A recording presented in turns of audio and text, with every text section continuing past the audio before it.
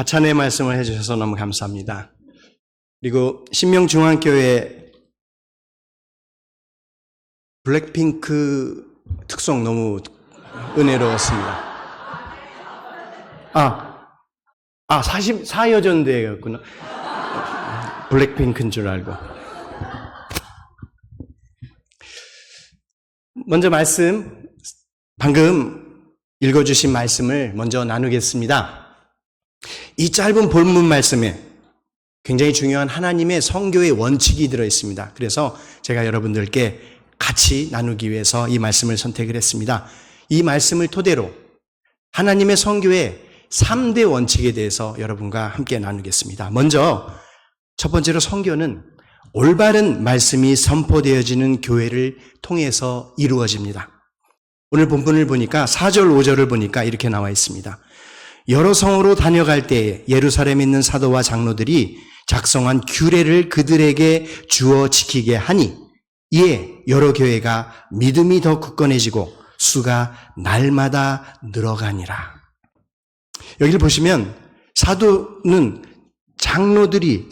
장로들이 작성한 규례를 그들에게 주어 지키게 하니라는 문장이 있습니다.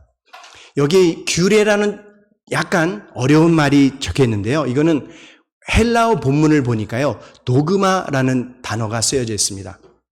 도그마라고 하니까 더 어려워졌는데요. 이게 무슨 말인지 여러 가지 찾아봤는데, 원래는 규약의 율법 토라라는 말을 헬라어로 번역을 할 때 이 도그마라는 말을 썼다 그럽니다.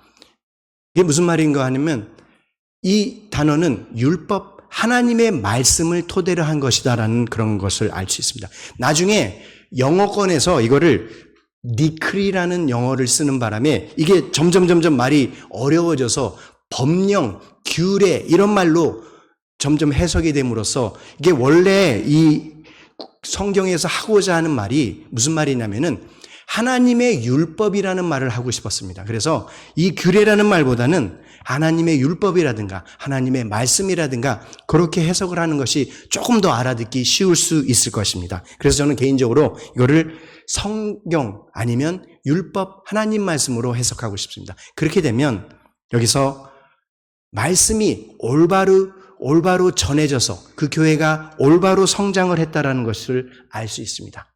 올바른 말씀이 전해진 후에 올바르게 성장한 교회, 그것이 바로 하나님의 성교 원칙의 제1, 갑자기 일본어가 나오려고 해서 좀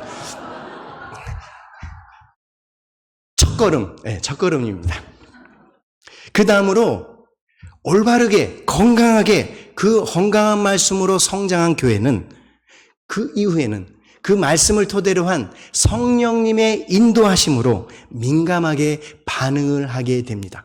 왜냐하면 성령님께서 그 말씀을 깨닫게 해주시기 때문입니다. 그렇기 때문에 올바른 말씀을 토대로 성령의 인도하심에 민감하게 반응하게 됩니다. 6절, 7절을 보니까 이렇게 나와 있네요. 성령이 아시아에서 말씀을 전하지 못하게 하시거늘 그들이 부르기아와 갈라디아 땅으로 다녀가 무시아 앞에 이르러 비두니아로 가고자 했으되 예수님의 영이 허락하지 아니하시는지라. 이 구절에 우리가 반드시 주목을 해야 하는 아주 중요한 가르침이 하나 있습니다. 그것은 우리의 상황과 계획이 반드시 하나님의 뜻과 일치하지 않을 수도 있다라는 것입니다. 오늘 오전 중에 우리 목사님 설교를 들을 때 비슷한 말씀을 해주셨는데요. 우리의 생각과 우리의 상황과 우리의 처해져 있는 것과 우리가 하고자 하는 것들, 우리가 하고 싶은 것과 하나님의 뜻이 일치하지 않을 때가 있다라는 것입니다. 우리의 상식, 우리의 정황, 우리의 통계학 이런 것들을 가지고 하나님의 뜻을 헤아릴 수는 없는 것입니다. 제가 신명중앙교회에 올 수 있었다는 건 꿈에도 생각하지 못했습니다. 1년 전까지만 해도 신명중앙교회의 존재조차도 모르고 있었습니다. 사실 저는 일본 교회에서 지금 휴가를 받아서 휴가로 왔는데 지금 열심히 설교를 하고 있습니다. 이 설교 준비하느라고 제가 일본어로 설교만 해와가지고 한국어로 설교하는 게 굉장히 서툴러서 지금 일주일 전부터 계속 긴장하고 있었습니다. 이게 휴가가 아니고 무슨 수련회 같은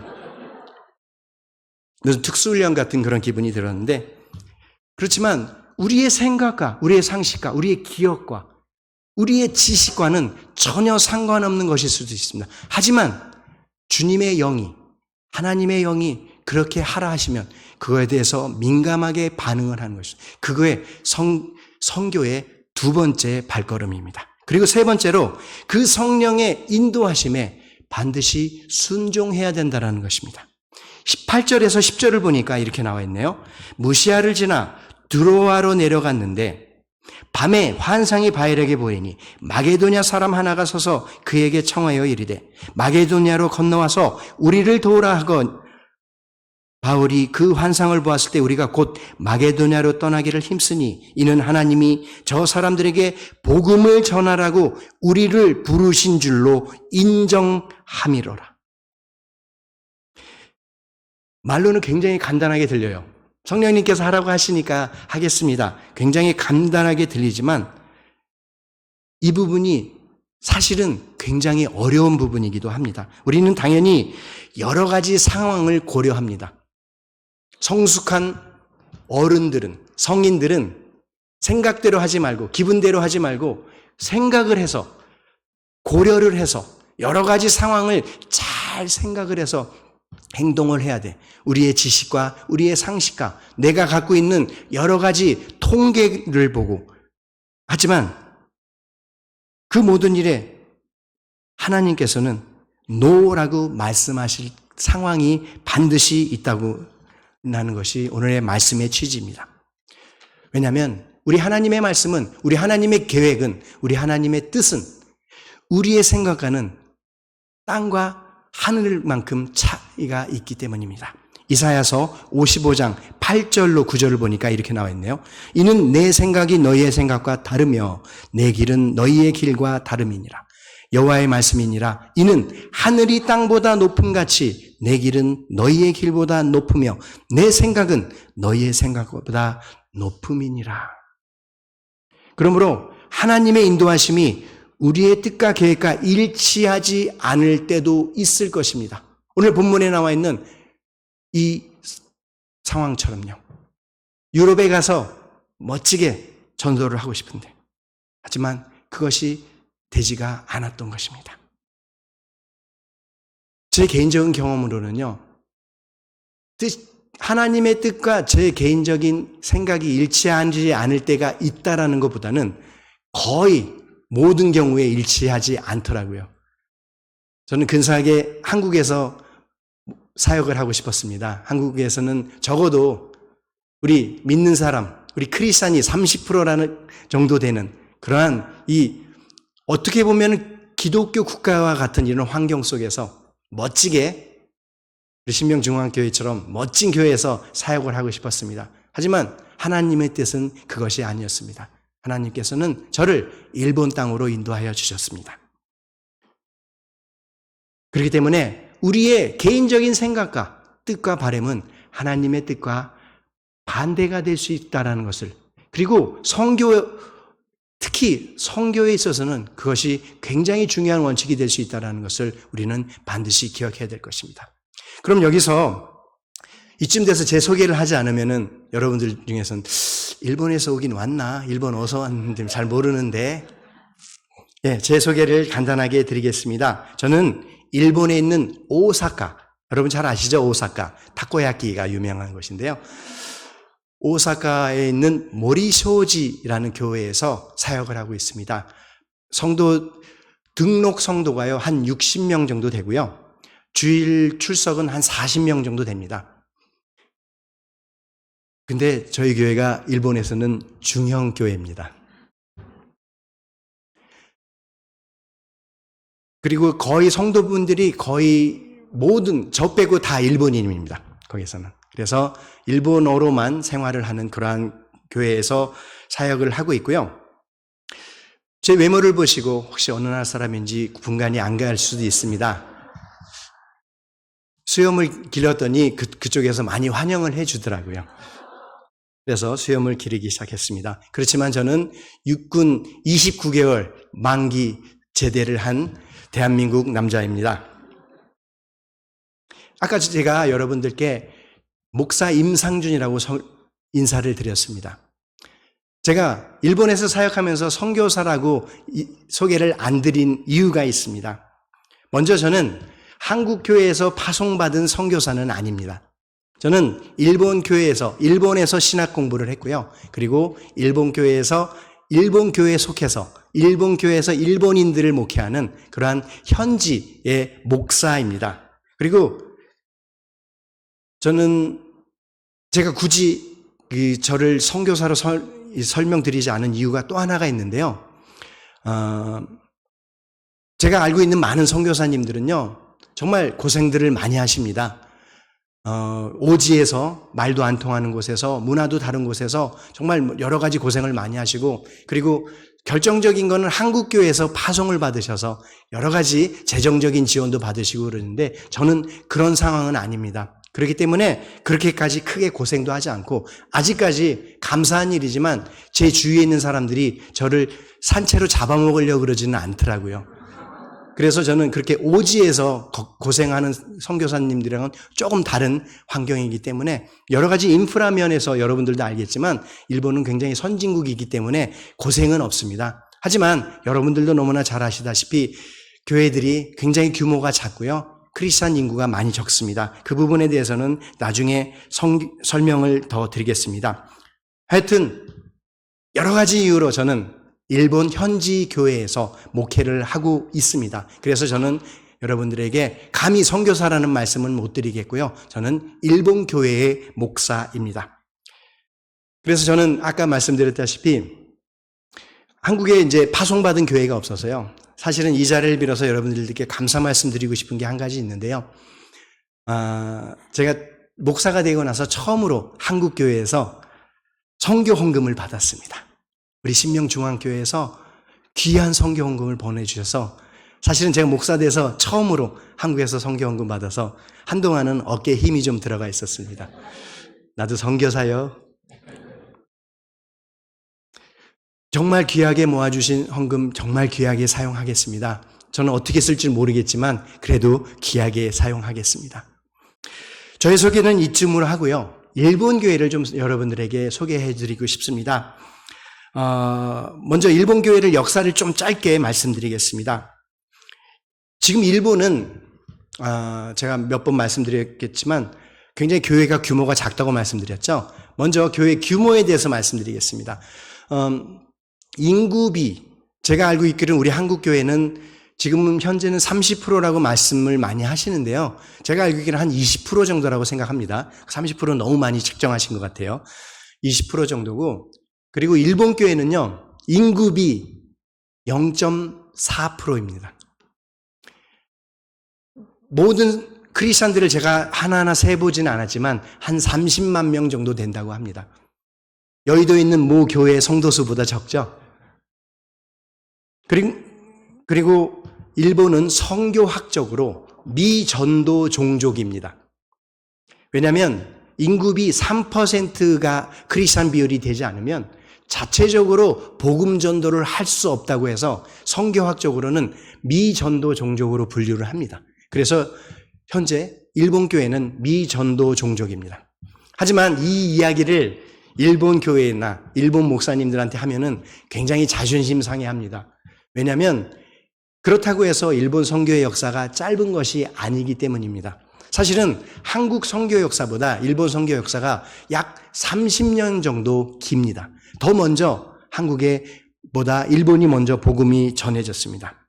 그리고 그 오랜 약 150년 정도로 보고 있는데요. 그 오랜 기간 동안에 한국의 부흥 같은 그런 큰 규모의 부흥은 없었지만 짧게 순간순간 부흥 비슷한 경험도 많이 했습니다. 그래서 일본 교회 성도들은 미전도 종족이라는 말을 들으면 굉장히 자존심 상해하지만 현실은 성교학적으로 봤을 때 그렇습니다. 왜냐하면 아직도 성교지라는 꼬리표를 떼지를 못하고 있기 때문입니다. 예를 들어서 여러분들이 너무나 잘 아시는 그 대표적인 불교 국가 방글라데시, 그 나라도 크리스찬 비율이 3% 이상이 된다고 하네요. 최근 방글라데시도 미전도 종족에서 그냥 선교지로 격상이 됐다고 이야기를 들었습니다. 그렇지만 일본은 아직도 미전도 종족입니다. 하지만 여러분, 일본 교회는요, 다른 선교지와는 크게 다른 가능성과 잠재력과 장점을 가지고 있습니다. 그것은 오키나와 최남단부터 홋카이도 최북단까지 거의 모든 지역에 교회가 벌써 다 있다라는 것입니다.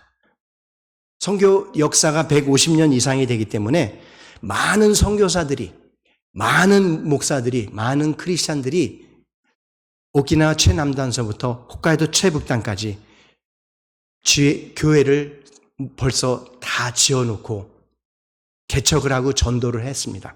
그리고 또 한 가지, 그 어떤 선교지보다 더 사회적인 인프라가 발달이 되어 있는 지역입니다. 너무나 잘 아시죠? 일본은 교통이 정말 잘 발달되어 있다는 것은. 그렇기 때문에 선교적으로, 선교학적으로 굉장히 가능성이 있는 그러한 지역이기도 합니다. 그래서 제가 일본에서 사역을 하다 보면은 한국 교회 관계자분들이 자주 일본에 오시는데요. 그럴 때마다 저한테는 이런 질문을 합니다. 왜 일본은 그토록 전도하기 힘든가요? 왜 부흥을 하지 않는가요? 왜 일본은 전도를 하지 않는가요? 왜 열심히 하지 않는가요? 이런 질문을 참 많이 받습니다.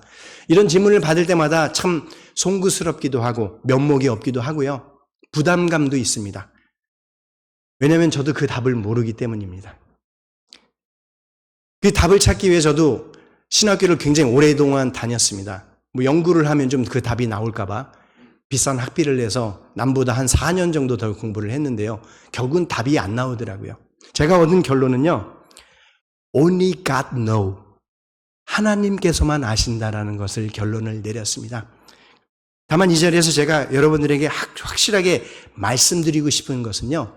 그 전도는 하나님께서 우리 한 사람 한 사람 그의 백성을 통해서 하신다라는 것입니다. 사도행전 1장 8절에 이런 말씀이 있네요. 오직 성령이 너희에게 임하시면 너희가 권능을 받고 예루살렘과 온 유대와 사마리아 땅 끝까지 이르러 내 증인이 되리라 하시리라. 하나님께서 하시면 되는데, 권능을 가지고 본인이 직접 하시면 되는데 굳이 이런 못난 나를 사용하신다는 것은 분명히 그곳에 하나님의 뜻이 있으시기 때문입니다. 실은 오늘 여러분과 나눴던 이 원칙, 선교의 원칙, 3대 선교의 원칙, 벌써 다 까먹으셨을 줄 믿고 다시 한번 말씀드립니다. 먼저는 말씀으로, 올바른 말씀으로 선포되어져서 성장한 교회가 선교를 하게 된다는 것이죠.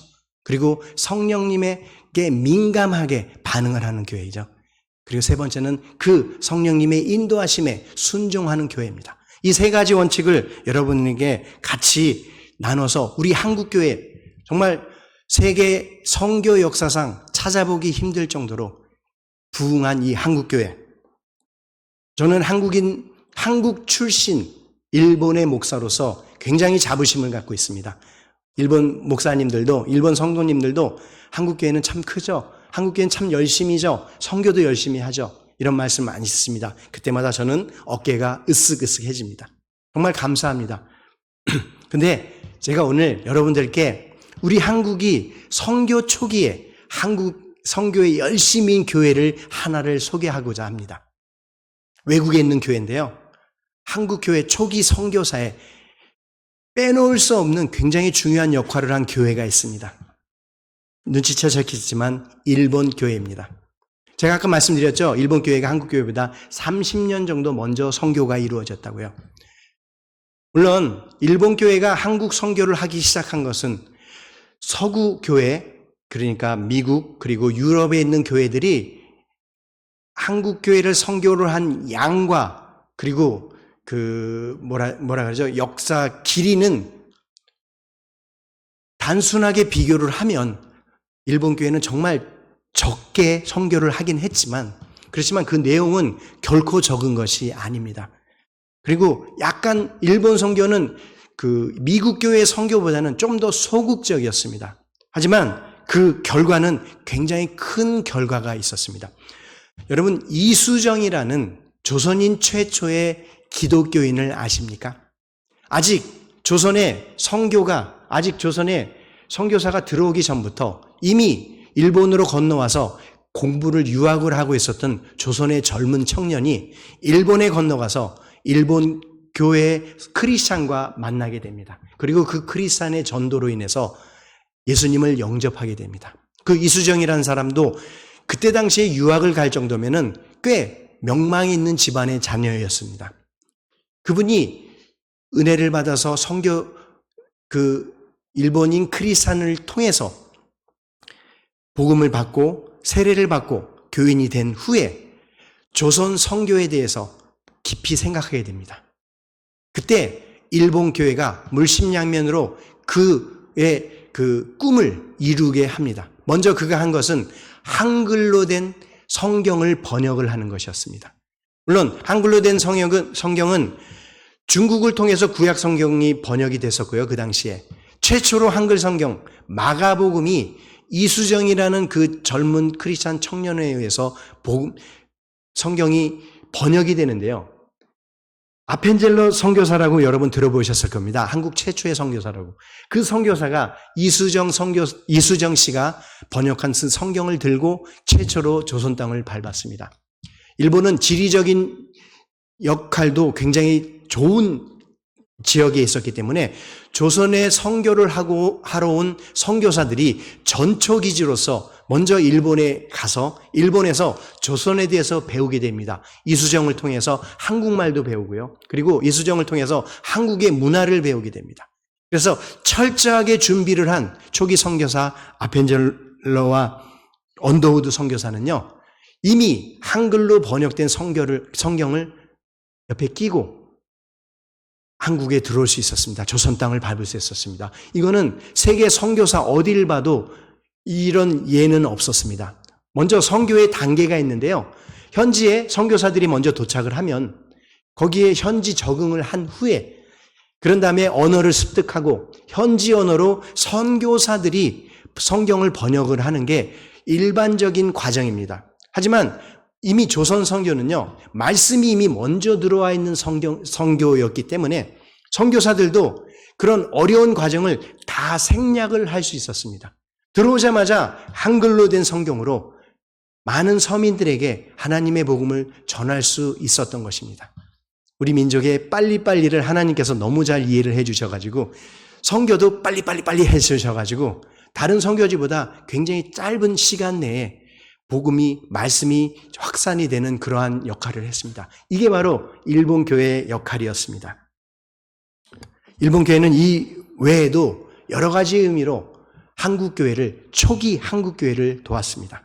물론 아까도 말씀드렸다시피 규모 면에서 봤을 때는 서양에 있는 교회에 비교를 하면은 정말 작은 보잘것없는 규모였지만 그때 당시에 일본 교회의 규모를 생각하면은 굉장히 대단한 일을 한 겁니다. 왜냐하면 일본도 그때 당시에는 선교가 시작된 다음 선교지였죠, 일본도. 그렇지만 선교가 시작돼서 25년밖에 안 된 그 상황에서 자기네들보다 더 작은 나라, 더 예수님의 복음이 필요한 그 나라를 위해서 그 태어난 지 얼마 안 된 그 교회가 물심양면으로 한국 조선 선교를 도왔다라는 것입니다.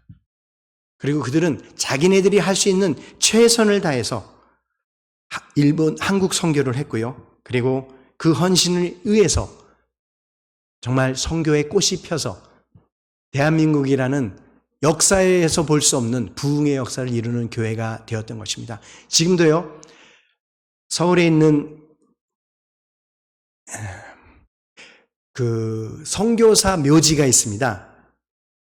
절두산 가톨릭 성지 옆에 우리 개신교 선교사들 묘지가, 서양인 선교사들 묘지가 있는데요. 거기에 일본인 선교사 묘지가 2분이나 계십니다. 초기 한국 선교를 위해서 헌신하고 한국 땅에 묻히기까지 한 그런 목사님들도 계실 정도로 일본 교회가 한국 교회 초기에 많은 역할을 했습니다.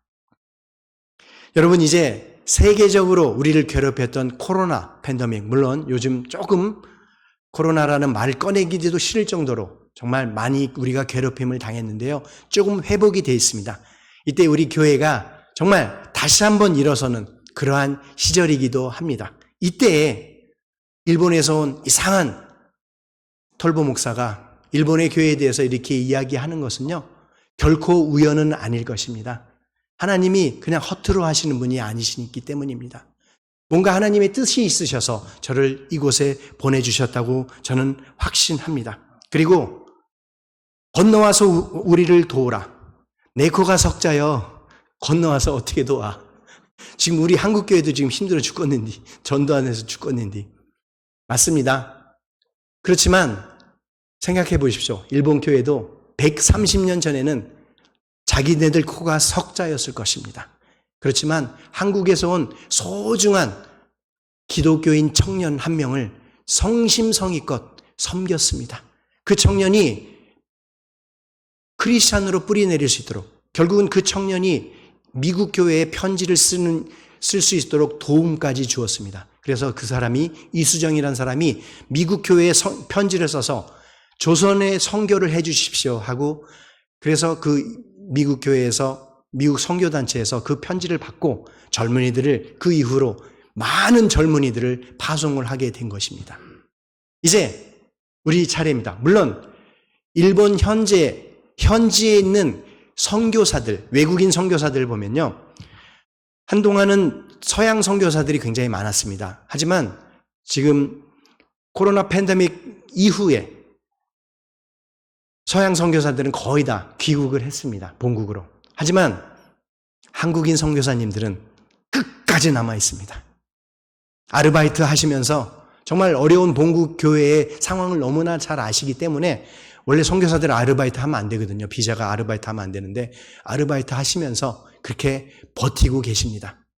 많은 분들이, 정말 많은 분들이, 생각보다 많은 분들이 일본 교회를 지금 섬기고 있습니다. 제가 속해 있는 교회에 노회가 12교회가 있는데요. 그 12교회 중에서 목사가 없는 교회가 2교회가 됩니다. 벌써 10% 이상의 교회가 목사가 없이 주일 예배를 드리고 있습니다.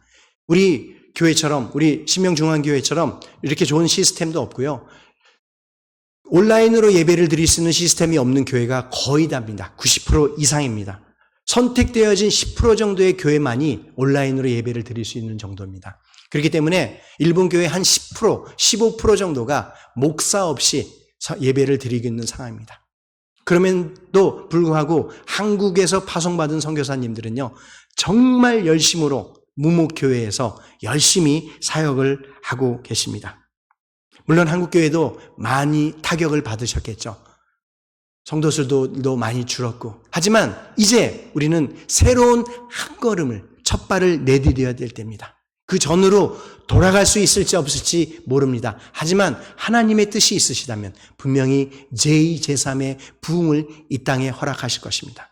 그리고 그 부흥의 한 자리에는 분명히 하나님의 뜻 가운데에는 선교라는 우리 교회의 사명이 분명히 들어있을 것입니다. 물론 여러분 많이 들어보셨겠지만 선교에는 3가지 유형이 있습니다. 첫 번째가요, 가는 선교사입니다. 선교입니다. 두 번째가요, 보내는 선교입니다. 그리고 세 번째, 이거는 별로 안 들어보셨을 겁니다. 제가 만든 거거든요.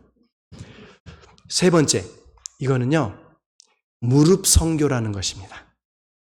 눈치채셨죠? 어떤 선교인지. 기도입니다. 기도. 여태까지는 잘 모르셨잖아요. 제가 오기 전에는. 막연하게만 아셨잖아요. 일본 선교 어려워. 왜 근데 하필이면 일본이요? 다른 선교지도 많은데. 맞아요. 왜 하필이면 일본이야? 좀 밉잖아. 미워요, 저도. 우리 부인이, 저의 아내가 일본인인데 이 말을 못 알아들었으면 좋겠는데, 제 아내가 한국말을 너무 잘해서 다 알아듣습니다. 이럴 때는 혼자 오고 싶어요, 가끔은. 좀 흉 좀 보려고.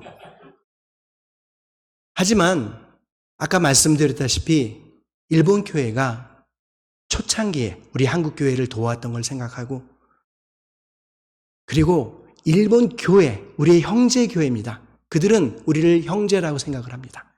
물론 우리 한국교회도 형제라고 생각해서 가장 많이 선교사를 파송하고 있습니다. 하지만 이 팬데믹 상황에서 조금 주춤하고 있습니다. 많은 선교사님들이 굉장히 어려움을 겪고 계십니다. 하지만 그 어려움 속에서도 선교사님들이 버틸 수 있는 것은요, 한국에 여러분들 같은 기도의 용사들이 계시기 때문입니다. 물론 보내는 선교사, 물질적으로 보내는 선교사도 굉장히 중요합니다. 하지만 그 이상 중요한 것이 있습니다. 여기서 기도로 동역을 해 주시는 것입니다. 힘들고 지치고 넘어질 수밖에 없는 상황에서도 본국에서 눈물 흘리면서 무릎으로 기도하고 계실 분들을 생각하면 새로운 힘이 솟을 것입니다.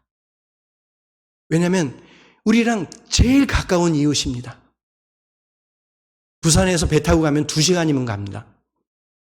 그런 바로 옆 나라에 크리스찬이 0.4%밖에 없다는 것은 어떤 의미에서 우리의 자존심도 상하는 문제이기도 합니다. 그렇다고 해서 제가 우리 교회에 후원해 주십사 이런 말씀 아닙니다. 저는 여러분들께 3번째 선교를 지금 제안하고 있는 것입니다. 마음에 품고 기도해 주십시오. 지금 정치적인 상황, 이런 상황은 다 내려놓고요. 그들의 불쌍한 영혼들, 한 번도 복음을 들어보지 못한 그 영혼들을 위해서 여러분들이 기억하고 기도해 주셨으면 좋겠습니다. 먼저 우리 신명중앙교회에서부터 시작을 했으면 좋겠습니다. 그리고 이 지역교회로, 이 같은 노예 안에 있는 모든 교회들이 그렇게 옆나라, 불쌍한 옆나라, 불쌍하다 말하면 우리보다 잘 살지만 영적으로는 굉장히 침체되어 있는 그 나라를 위해서 기도해 주셨으면 좋겠습니다. 그것이 우리 교회, 우리 한국교회의 사명이기도 하고, 왜냐하면 지금 우리 한국교회는 세계에서 가장 선교사를 파송을 많이 하는 교회 중에 하나입니다. 제가 알고 있기로는 세계 2위라고 알고 있습니다. 그러한 한국, 선교 강국의 한국이 바로 옆 나라를 모르는 척 한다는 것은 자존심이 상하는 일이라고 저는 생각합니다. 물론 여태까지 우리 한국교회는 물심양면으로 열심히 선교를 해주셨습니다. 앞으로도 더욱더 물심양면은 물론이고 무릎으로 여러분들이 같이 선교에 동참해 주셨으면 좋겠습니다. 기도하겠습니다.